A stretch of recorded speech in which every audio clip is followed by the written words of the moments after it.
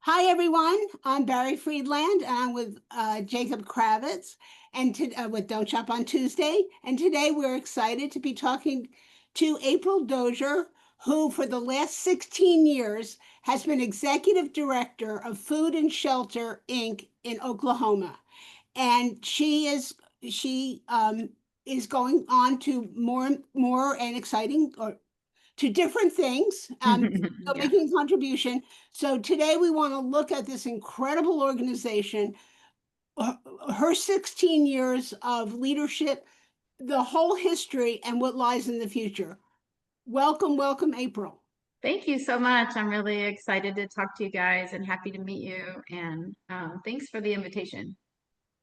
It's Yeah, it's it's absolutely. our honor. Jacob, do you want to kick it off? Yeah, well, so just wondering as we were a lot to cover apparently, according to Barry in the next half hour or so. But so if we go back, can you tell us about the founding of the organization, its history, what the mission is, Mm. and give people just sort of that general sense. Yeah, so Food and Shelter does exactly what it sounds like. We feed people, we shelter people. In 1980, roughly 1980, a group of women here in Norman, Oklahoma, were seeing moms coming and digging food out of trash cans. And outside their church, they would cook lunch on Sundays and have a potluck for their church, their women's group, and then they would go put the food outside in the trash can. And then they would see moms coming and digging it out. And one day they said, let's go talk to these women and see what's going on, and found out that these were women not only with children and no places to live, but that they had no way to feed their kids. They had no place to stay. So they started to organize a little bit in a very grassroots way, and decided to invite them in to eat instead of waiting for the trash to come, invite them in to eat. And that is kind of how Food for Friends started. Food and Shelter for Friends is like the long name of our organization. So they started just once a week serving food out to people, anybody, any food that they made, and realized people have got to eat every day. Went to other churches other in the community and said, would you guys also take a day? And so expanded out into 4, 5, 6 days. And now, as our organization really formalized in the early 90s from a kind of a volunteer organization to a very formal nonprofit organization, and bought a building and had a kitchen. We are, what used to be called soup kitchens. I don't know what people call them these days. We just call it a community center. And people come in and eat every day of the week. I would say about half the group that comes to Food and Shelter every day are literally homeless. They've been on the streets outside at night. Others are people who are living in our community but are living on such low wages that they can't pay rent and buy food. So they come and get their meals from us. We've expanded along the years to add the shelter piece in. In 1987 was kind of the first shelter piece. It was just a small house, and they would allow women and their children to come in and sleep inside. And then once they bought the building, added on some formal shelter components. And today we have a large campus, a large dining room, meal site, community center, complete with showers and laundry facilities for people who are on the street. And we have about 70 housing units spread throughout our community that are for a mix of single individuals and families who are homeless. So that's kind of a little bit long answer to your question, but it's been a long journey getting Food and Shelter started, 45 years ago to where we are today. No, we want to hear every detail of this amazing organization. There are no long answers. I'm so impressed with you that I won't discuss anything else that's happening in Oklahoma. That's how much I want Yeah, about understood. this. And on your website, which you weave in hope and hugs with everything that you do, and just adding the you can add another H, humanity, that you provide. Yeah. Yeah, hope is a really a big part of what we do, because if you've ever been in a situation where you felt somewhat hopeless, Now, me. yeah, I mean, yeah, the way that things are in this country is feeling rather dire. And but a day when you literally had no idea how your future was going to go, like just the worst days of your life, um, finding a way to get an inspiration of hope, whether it's just a little spark, can often be the catalyst for people. And that's one of the things. My primary like fire and vision in the last time. I mean, I've been at Food and Shelter for Friends for almost 16 years, but I was at another organization for 10 years before. So for like 25 straight years, my sole purpose has been to just say, these are human beings. These are moms and dads and sisters and brothers. These are people's children. And I have done this a long time, met thousands of people who have experienced homelessness. And I don't know one of them who said, I can't wait to be homeless when I grow up. I just want to be a drug addict, and I want to go to jail, and I want to have mental illness. Nobody's really asking for this. We just live in an economic situation that is so disparate. Like there's such a disparity between people who have money and people who don't, that when life starts to fall apart, and it falls apart in a lot of different ways: divorce, domestic violence, bad decisions, drugs, health issues. When life falls apart, if you don't have resources to keep it all together, if you don't have savings accounts or family with money, you will find yourself homeless. It's just almost inevitable, because there's nobody, especially this government right now, out there waiting to take care of you. Not to mention the horrible wages that have been, how long have they been frozen? 30, 40 years, the minimum wage. Yeah, I Yeah, think minimum wage in Oklahoma changed when Bill Clinton was in office to 7.25 an hour, and has not changed since. So we are still at 7.25 an hour at the federal minimum wage. which cannot buy you a place to live.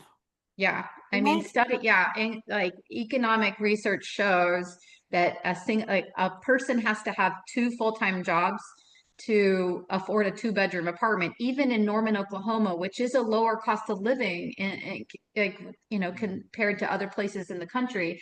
So thinking about a single mom who has to have two jobs, so who's now raising her kids, and so she's missing one part to save another, and then we judge them for that. We judge moms for being absent, and their kids not having, quote unquote, the quality of life that somebody has decided is normal. So it's, yeah, the disparity in this country has rendered people just, you know, homeless, has rendered them lost, has rendered them like under this housing burden that is so oppressive, it's really difficult to even climb out of. Totally. And there's that precarity, right? There's so many people that are, as you were saying, just one One instant. bad instant Yeah. away from everything falling apart. And that is not a situation that is shrinking right now. This is a growing problem. Um, Growing. Yeah. have you have you observed that? Like how has there been any change in the sort of population, either size or character of people that you've been serving over the last 25 years? Um, or the stories, is it a, story as old as time in America at this point, and not much has Well, changed? so the saddest thing to me, the saddest change I've seen in the last 4 or 5 years is the number of senior citizens that are sleeping on the street. So just like with minimum wage that hasn't really gone up, most Social Security benefits have not gone up with the cost of living. There's not been a big bump in that. So people who live on Social Security or disability income, any of those kind of government formulaic incomes, have not seen the level of increase that rents have increased at. So it's not going up in the same level, and the number of seniors that are finding themselves evicted and on this literally on the street, 70 and 80-year-old people, is jarring. And I mean, if you have any level of compassion in your body, and I hope everyone does have even some of it, you have to feel brokenhearted to see a senior citizen, somebody of that age and that vulnerability, having like with no other choice but to curl up in a park or on a sidewalk. And so that's been, yeah, like I think the biggest difficulty, it's been a cliche statement, and sometimes when you say statements over and over again, people they lose their power. But that everybody's one paycheck away from homelessness kind of thing is one of those statements I think is over the years people have stopped listening to. But COVID really showed us how fast people can go from being at least somewhat stable to having no wages at all, nothing, even through no fault of your own. And the number of evictions that happened during that time, and that government had to intervene and say no evictions, there's a halt on evictions, because people were living so precariously.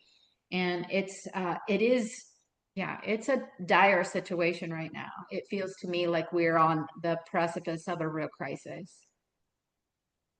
It, Yeah, I mean, you see as well that just in terms of job numbers and the way that this government is treating a lot of government employees as well, and then sort of hiring numbers are very flat. I recently lost my job, due to the administration activity.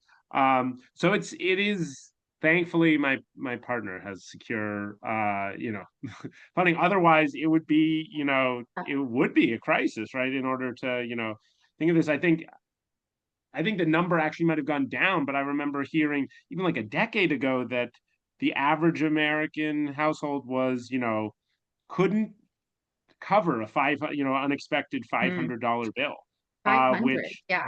yeah, which you know for it gives very very tight margins There is for no room any for sort of error. thing to Yeah. go. Yeah, exactly. Jacob is a scientist, which is not appreciated in this administration. Yeah, none of us are appreciated in this No. administration.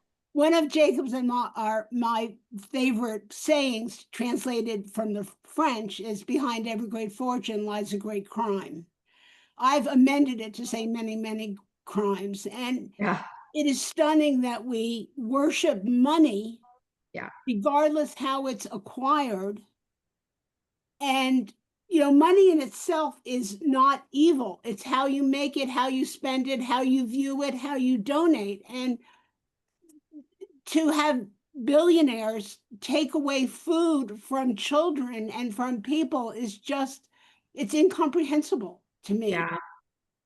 It is for me too. And it is, if like you, Barry, if I were to just spend too much energy thinking about the cruelty of that, the cruel and like the faces of the people impacted by it. That's the stuff that when you work on this ground level, like I and my colleagues do, and you look in the faces of those scared moms and the children who are the ones going, but I don't understand, mom, why we can't have this or why we don't have that.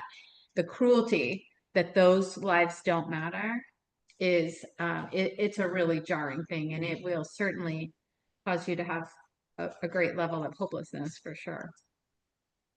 I can't stop thinking Same. about it. I wish it's hard for me to turn it off, which is why we're trying to make change.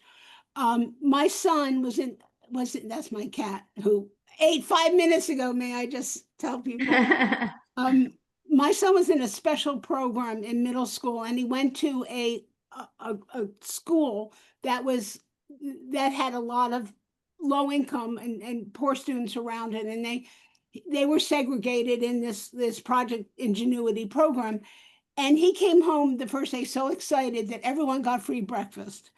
And that was wonderful because there was nothing, no one was separated out. Right. Everyone got it, and there was no diminishing. And they should go in the public schools and just feed them all, as far as I'm concerned. Yeah.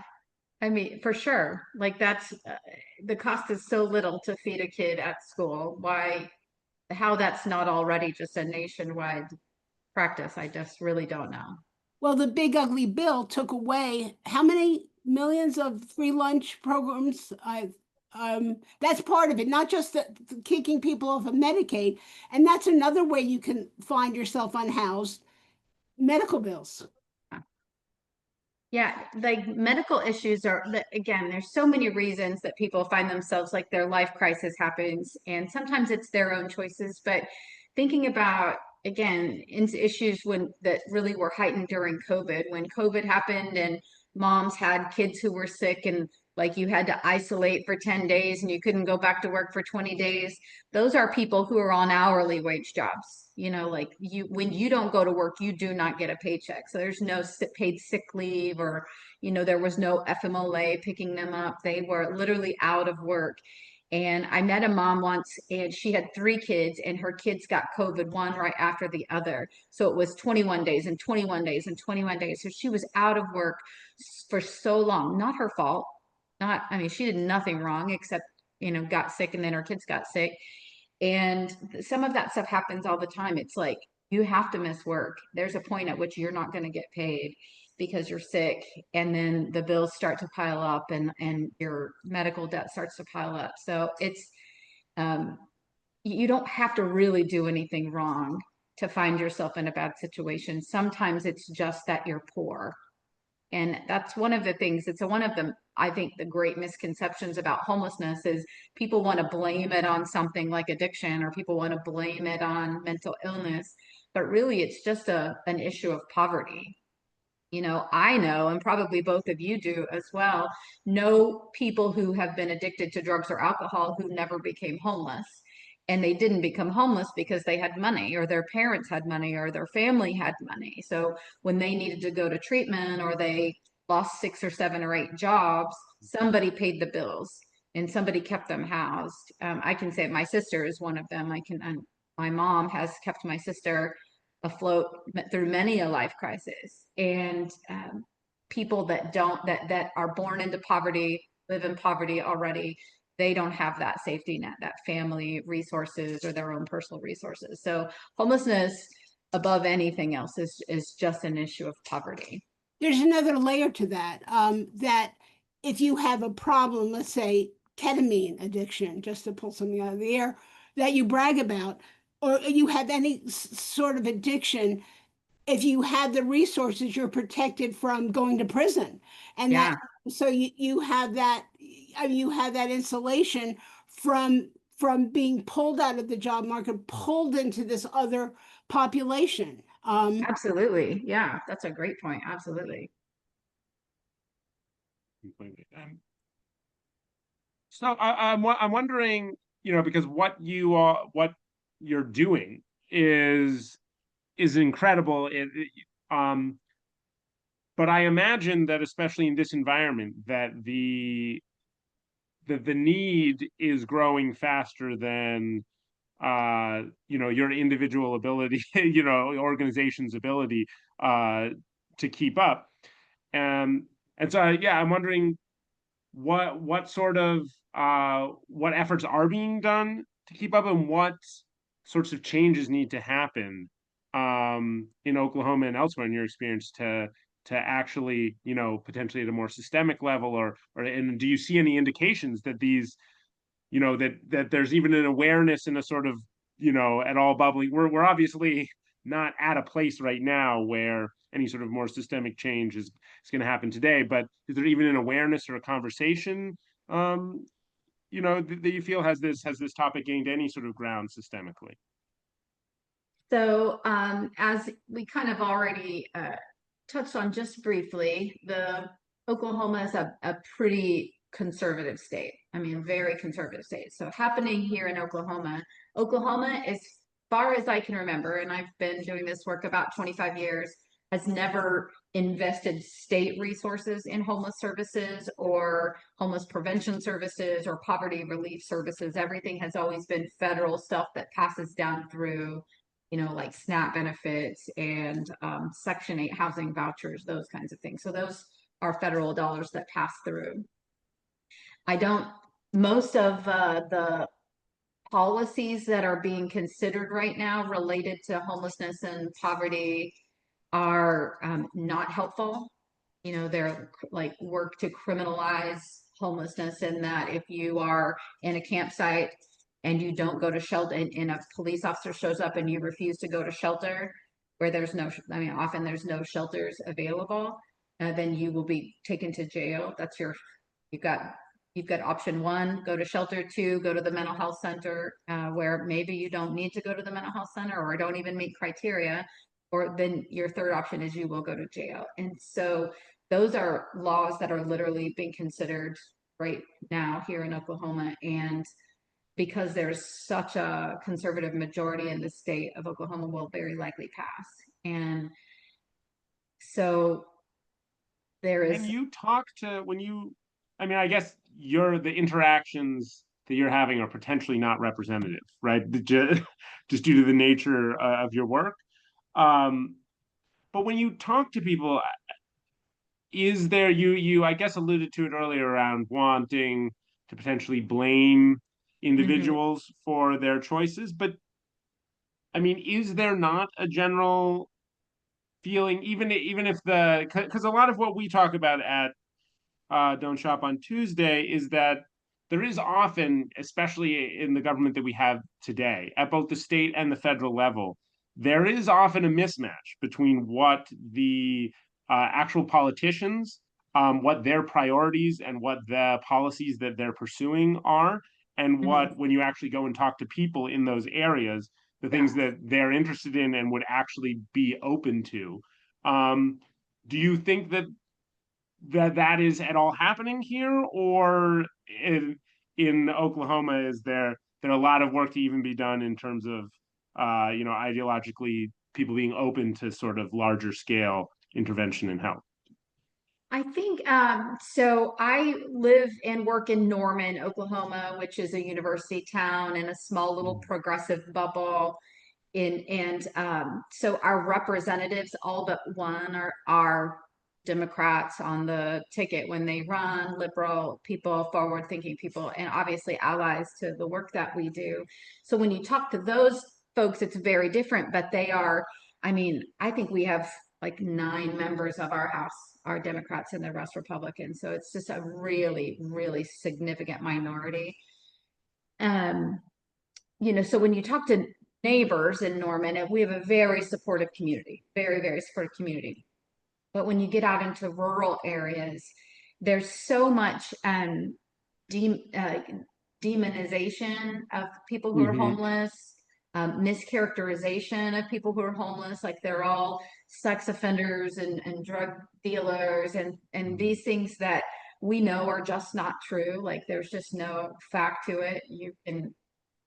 There's so much information in Department of Justice system about this group of people. We know it's not true, but people just believe almost anything that they're told these days, like on the internet or somebody that seems important says. And that when it's all coming from like our governor is named Kevin Stitt, and he's a lot of this, but he like enacted an executive order called Operation Safe Sweep, and it was like literally pushed that Oklahoma Highway Patrol was to go out and clear every campsite that was on a state property of all kinds. So it was, the rights of way of highways where you'll see a lot of campsites build up. And so when it's coming from that, like these are unsafe people, these are unwell people, and it gets out into rural, fairly uneducated communities, and they just believe what they're told.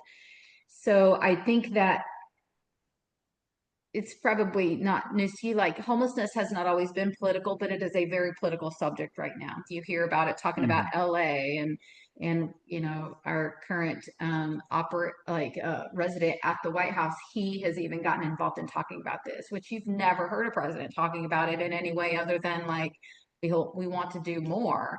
So I think it's just become so political that politicians are using it as a talking point, and then it washes over the masses who just are very easy to believe things. So I don't know if it's a mismatch. I recently had a visit from, so I'll talk to anybody about this that wants to talk to me Mm-hmm. about it. And I got a phone call from one of our very conservative representatives from a nearby area, and she's one of the people that has been writing some of these terrible bills. And out of nowhere, she called and said, "I'd like to come and meet with you and talk to you and ask you some questions." And I thought, well, great. And she asked a lot of the, well, how are we going to protect the children? I was like, well, I mean, that what exactly are Housing. you asking? Yeah. How are we going to protect and it was all the conservative talking points like, well, they're all sex offenders and they're all drug addicts and they choose this lifestyle because they don't want to abide by rules. And as much as I tried to convey to her that I just hadn't seen those things be true, she had already decided what she believes about it. So it's really difficult to say. With Oklahoma's a really, really interesting state right now. So I it's I've difficult. seen the movie. No, I'm just kidding. But I moved from New Jersey to Maryland. I'm bluish, and Hmm. we have our governor is a person of color and a man of color, and our mayor is a man of color, which doesn't thrill the White House, and they keep threatening to invade us and take Yeah. money for the bridge that was collapsed and killed people. And you say talking point, I say collateral damage. You Yeah. have people that this is such a corrupt administration. It boggles my mind. I mean, there's literally a turnstile to get into the White House, allegedly, so I'm not sued. And you're building Qatar is building a base on American soil. I mean, every day. The good news is that I read just before we all started chatting is that a judge has blocked this administration from laying off workers that had been that are furloughed right now. Yeah. But I read that food banks now are, they're trying to increase their supplies, and because after a while these people don't have paychecks, and Russ Vaught, who said, well, it's been an hour and a half and everything's fine. Well, you can go without food for a while until you die, so just because the government didn't collapse in an hour and a half doesn't mean that all these people aren't essential. They need to Mm. be paid. And Congress is still taking their checks, except for a few of them. I'm sure Trump, the administration's still taking their checks. So I'm a political strategist. When you want to do the worst possible things, you take the most marginal communities and you use them as collateral damage, and you say what you want to say. But I believe behind a lot of hate is fear, Yeah. and people are afraid that they too could be unhoused one day, or they too might. I mean, especially if you're in the middle class, something could happen. As you said, you're one paycheck away. Your farm could be I mean, so many things could happen. So there's fear and there's anger and there's sort of get away from me, and you know, so to me, it's just let's find the most marginal, vulnerable people in our society and use them to deflect from what we're doing. Yeah. Yeah, you're absolutely right. It goes back to that cruelty I was talking about, that these are human beings' lives that do not matter. They just do not, it does not matter. We get an email today because we are also a food bank. We have a free grocery store that we operate. And we got an email this morning that said this was the first week of missed paychecks. So, everybody had been Mm, paid their last paycheck. This is the paycheck to this week that will not come. So they will not get it. see And that, to right. expect the deficits to start happening and the numbers to start increasing. And this is what happens to a lot of people. We see this a lot. Oh, I missed a paycheck. I have only $100 to my name and my kids are hungry today. So I'm going to go buy food to feed my family because I have to have food. Maybe they don't know they can come to a food pantry, or they don't know that they exist or where they are.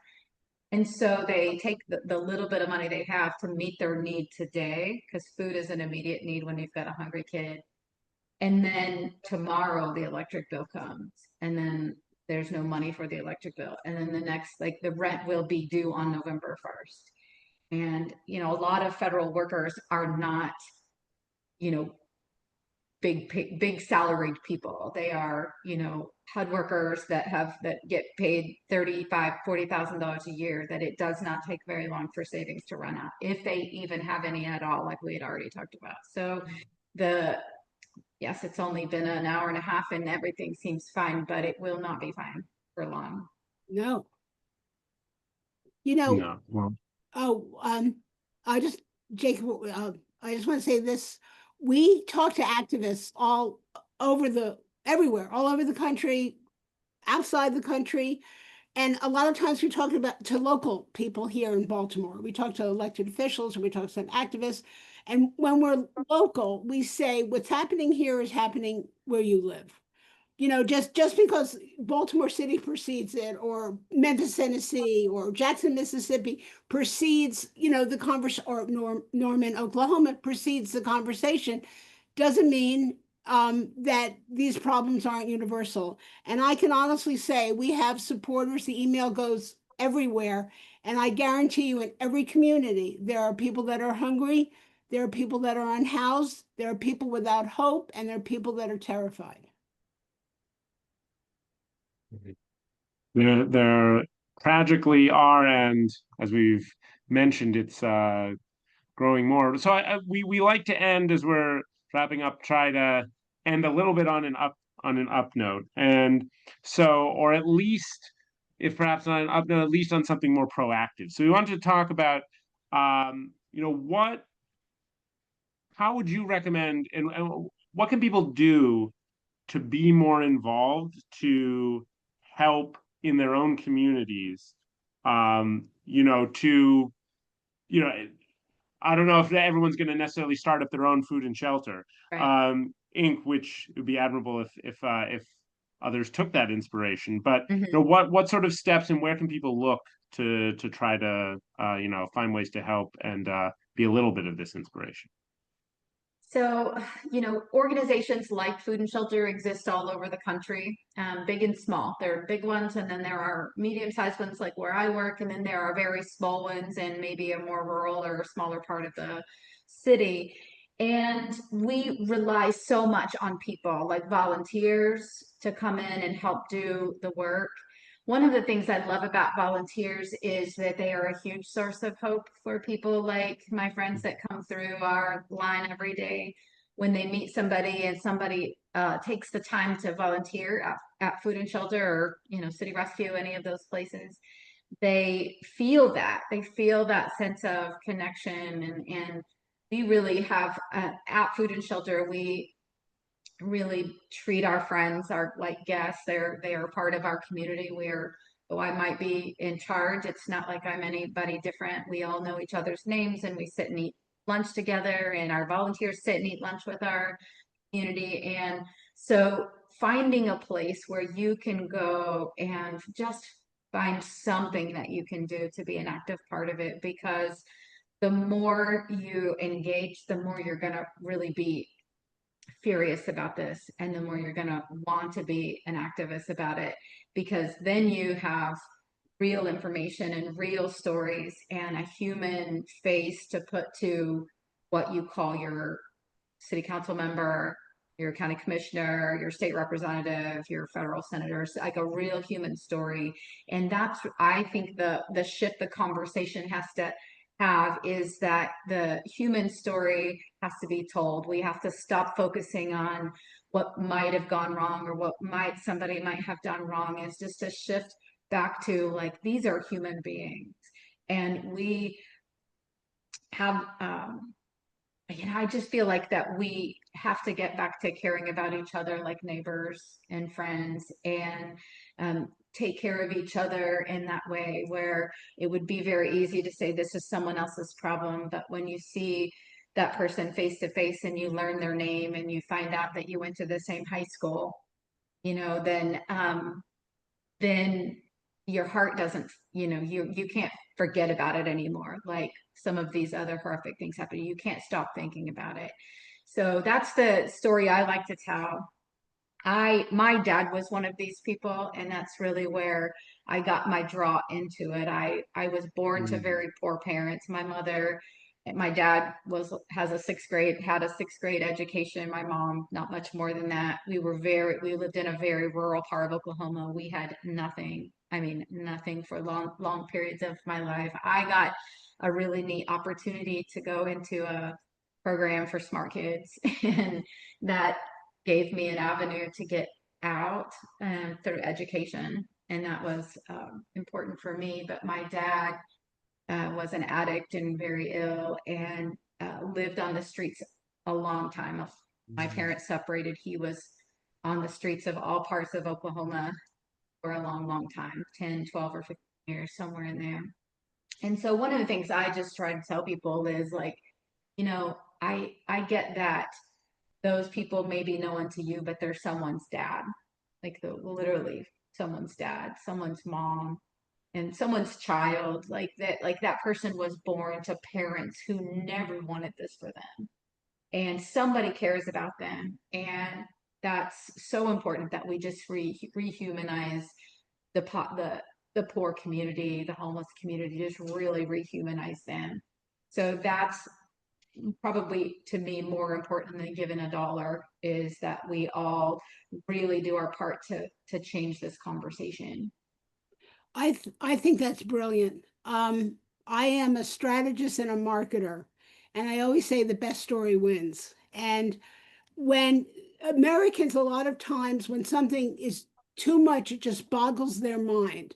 They can't get around it. But if you tell the story of one child who can't learn at school because the family's unhoused and she hadn't had breakfast, and we've got to carve out those stories and then have face to face. I mean, just you were saying, when people volunteer and they meet and they see levels of similarities and points of interest. So it's getting the story out, and I'm so glad you said that, because I just thought that was just so remarkable. Yeah, I've never had anybody leave and say, "I'm sorry that I came here." No.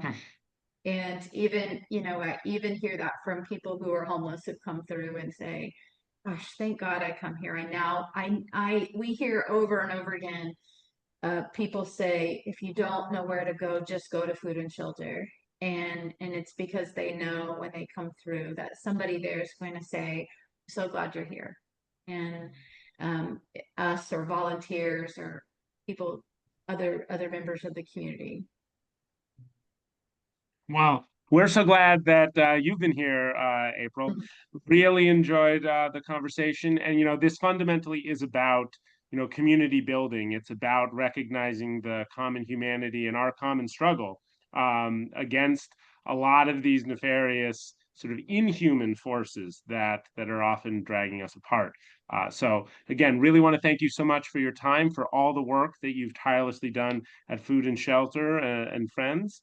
And yeah, thank you so much for joining us. And Yeah, until thank you next guys. time, yeah. It's really a pleasure. Thank And you. until next time, don't shop on Tuesday.